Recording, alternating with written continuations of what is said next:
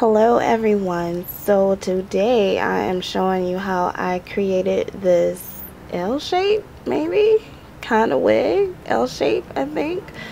And this is me using the hair from over at Diva Stylz, and the first 6-7 minutes of this video is going to be very slow. I tried to make this video as detailed as I could.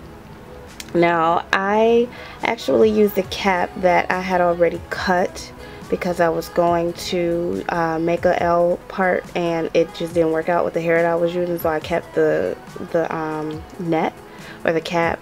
And pretty much how I'm going to be sewing this, I'm going to be folding the hair over just so I don't have to cut any of it. So I thread my needle through the cap. It's just a little bit easier for placement for me. And I'm start sewing, and I still do it the same exact way I've been doing it for a while. I sew it through, or I pull, or feed the needle and thread through once, and then I feed it through again, and then I wrap the hair around, I wrap the needle around the hair a few times to make a little slip knot and pull it into that knot.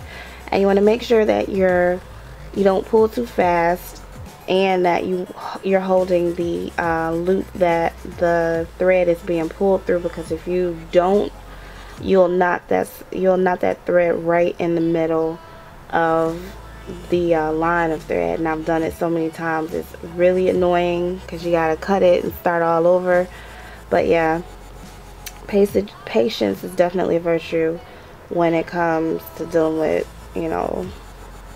making or sewing in hair. So I'm just going to continue, and I feed the needle through, and then I wrap the hair around it, just so that to me it's neater, and it looks a little, it's more secure in my eyes. It very well could be the same as me doing it just a regular way, but this is the way that I choose to do it. It just looks a little bit neater, and I think also that it allows the hair to fold upward a little bit better. I don't know if that makes any sense. Like if you wanted to pull the hair up, if it was straight or even curly, if it was straight or curly, you could pull it up and it will be no problem, like no bulkiness. That's just my opinion.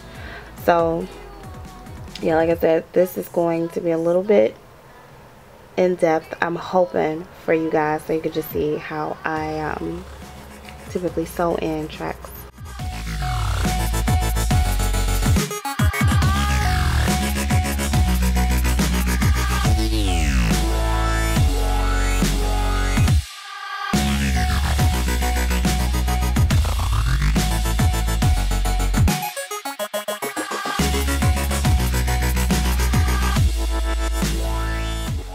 So yeah, I do the same thing at the end when I'm ending a track, or once I'm finishing wherever I am. Knot it or feed the needle through, wrap it around 3 times, and I'm just gonna feed it through again so that I can fold the hair over and start to sew. It's just, you don't have to do that. It's, to me it just makes more sense when I'm doing it. It's not a necessity to do. I just like to feed the thread through so that my thread is on top of the hair. So now I'm just gonna start completely over, folded the hair over, and I put it as flat as I could.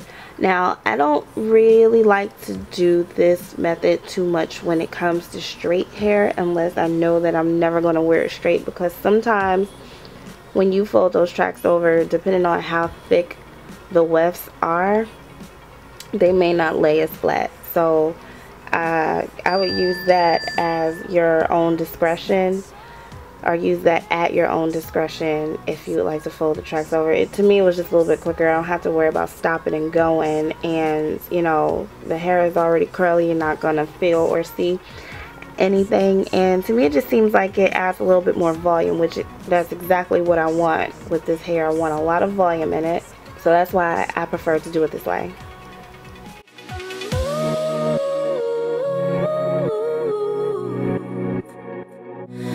Make the move.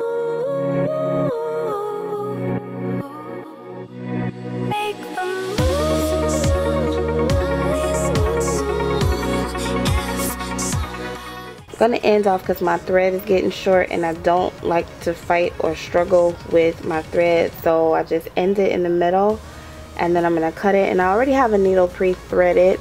I'm actually going to be doing a review on some pre-threaded needles in the next video, I believe.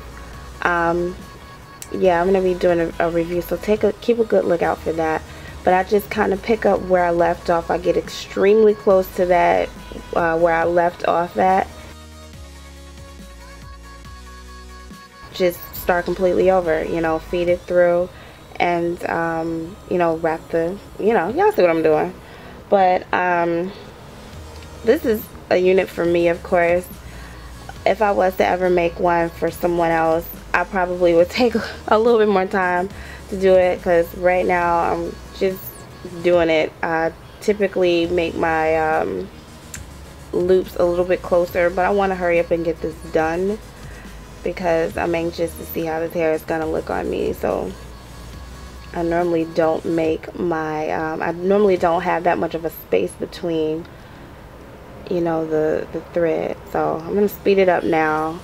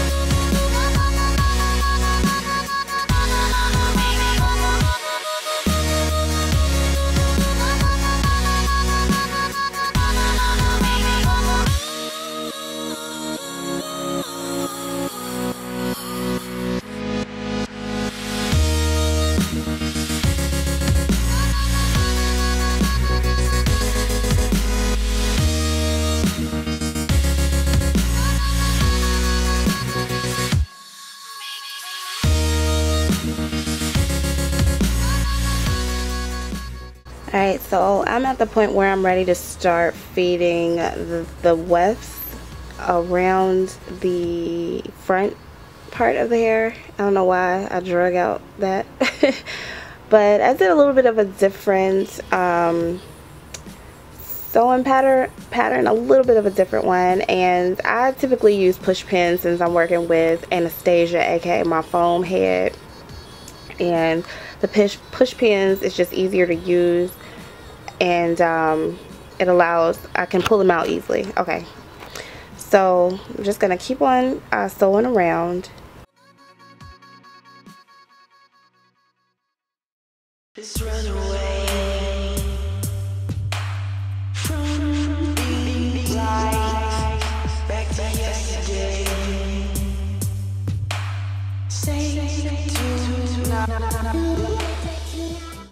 Now, what I decided to do on this one, since again I want to have a lot of volume in this, is I just continued the weft around in the opposite direction of what you would probably normally do.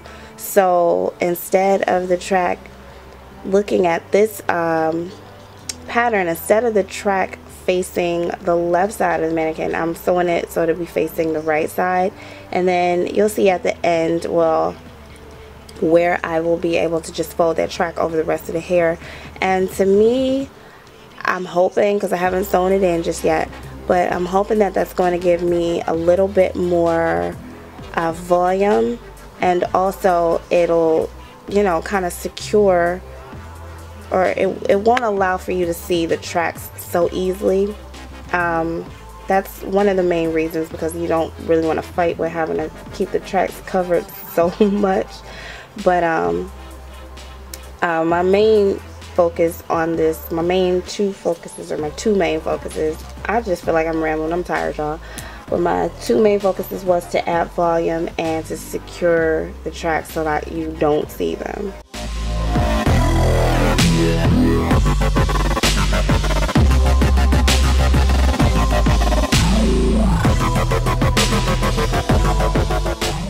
You can see if you fold it over, you know, you won't see any of that end track. You know how you finish off a track on a line, you won't see that end result, and it gives it a little bit of volume also.